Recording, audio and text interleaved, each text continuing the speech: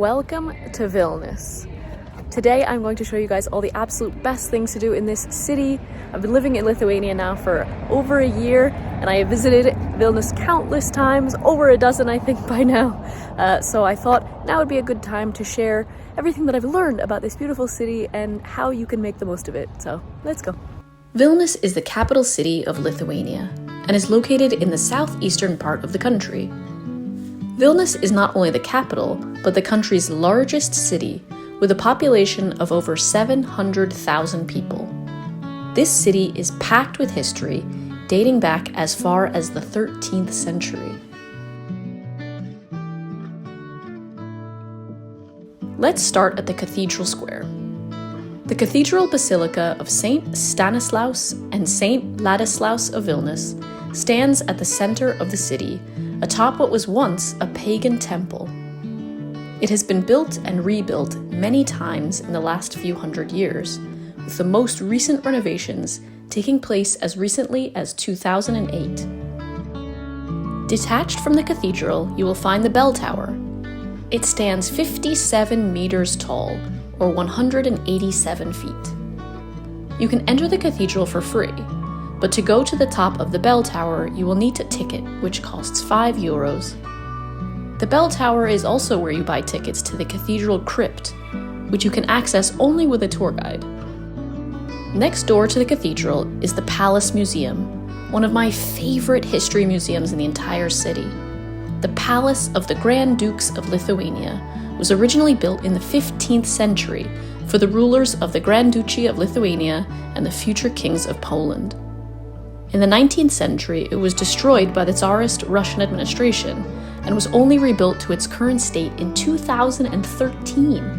Another nearby museum worth checking out is the New Arsenal, which is a cultural and heritage museum and is part of the old castle complex. From here, it's an easy walk up to Gediminas Tower, the red brick turret that you can see from almost anywhere in downtown Vilnius. There has been a brick castle of some type on this hill ever since 1409, and although it has served many different purposes, including being home to the first telegraph building in Vilnius, it is now a small museum which you can visit for €5. The views from the hill, however, are free, except for the legwork it takes to get to the top.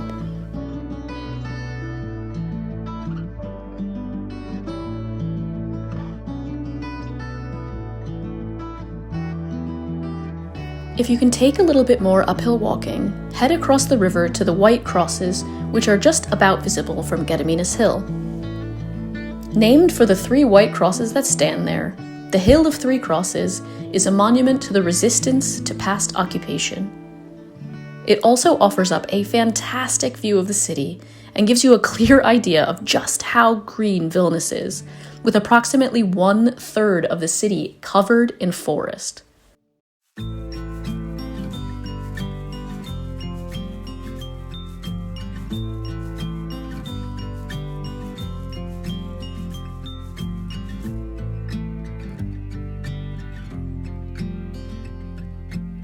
From the Hill of Crosses, you can follow a path that takes you down to the Vilnia River and over to the cool neighborhood of Užupys. I'll link to a whole video I have about this neighborhood, which has its own constitution and some fantastic street art to discover.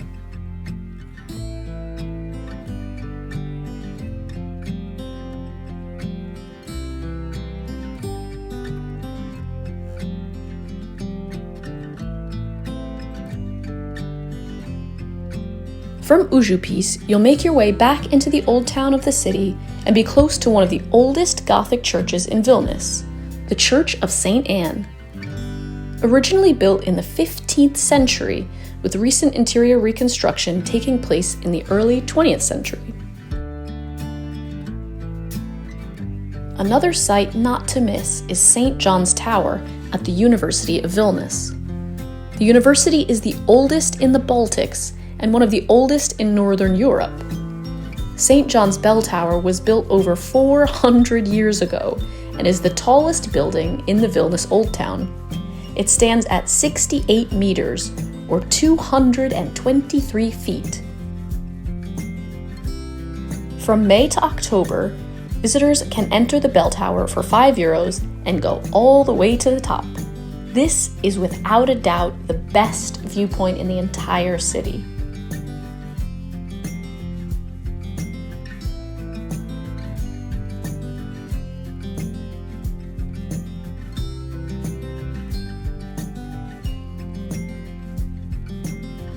One of the most visited museums in the city, and one you should not miss, is the Museums of Occupations and Freedom Fights, also known as the KGB Museum. The museum is housed inside the former KGB building, where you can walk the halls of the former KGB prison, learn about the atrocities that occurred here, as well as about the freedom fighters that battled for Lithuanian independence.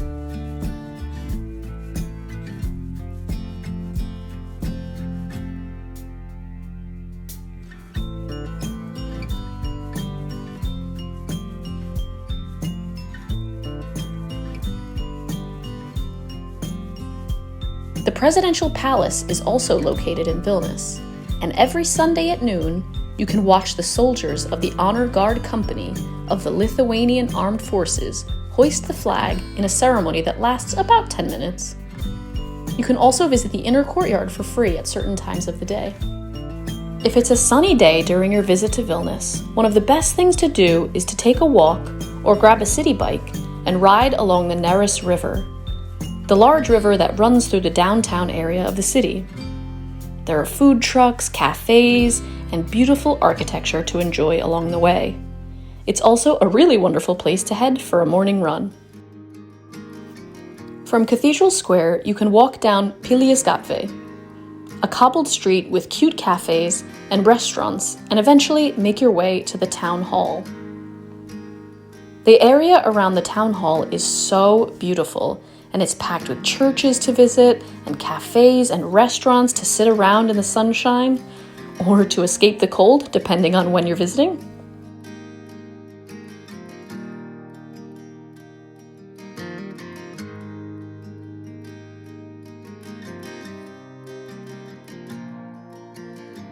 From there, it's a short walk to the Gates of Dawn, one of the original city gates, and it's also one of the most important religious sites in all of Lithuania.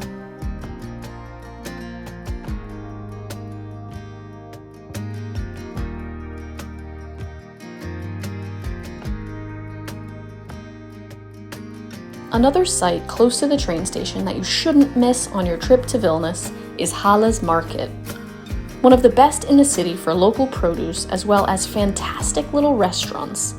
And this pilaf spot called Hales Pilaf should be high on your food priority list while visiting Vilnius.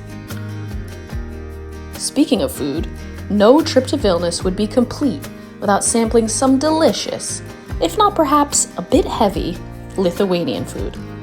I have a huge article, which I will link to in the description, of all of my favorite restaurants in Vilnius that you should not miss. But honorable mentions go to Etno Dvaras and Senoji Trobelė. You can easily spend several days exploring all there is to see and do in Vilnius. It's a city that I love and one that should firmly be on your Baltic itinerary. If you have an extra day, don't miss out on a trip to Trakai, a beautiful castle located only 30 minutes from Vilnius.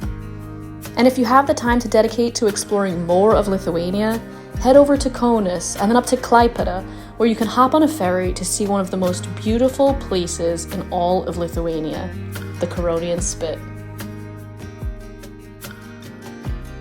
I hope you enjoyed this video. If you did, please give it a thumbs up. It really supports my channel. Thanks as always for watching, and I will see you next time. Bye!